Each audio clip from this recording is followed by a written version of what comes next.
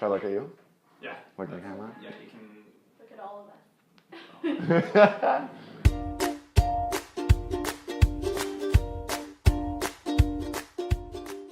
My name is Alex Harmsen. I'm studying engineering physics at UBC.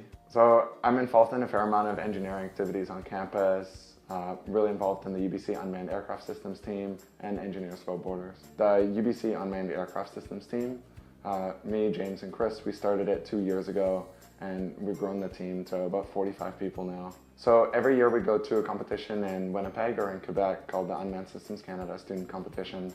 There we're flying a sort of scenario. This year it's an agricultural scenario. We're also this year competing in the Australian Outback Challenge.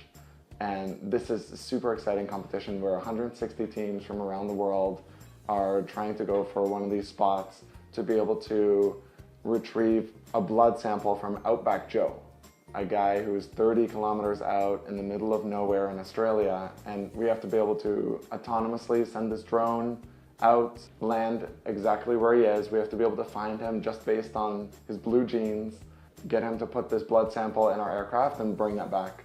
I was one of the founding members of the UBC Unmanned Aircraft Systems team, and so I've been the co-captain for the last 2 years, and mostly dealing on the software side, that's in the image processing, the computer vision. In the past 4 months, one of the co-founders of the UAS team and I decided to start a company called Iris Automation.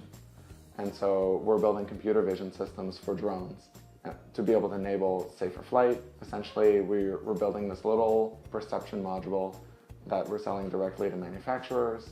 The engineering student teams are, I think, a great example of being able to see the practical side of engineering, where you have all this physics and math and mechanics, electronics being taught in classes, but then the actual implementation that's happening in these student teams it gets people excited about engineering, the passion and the excitement that everyone else brings to the table.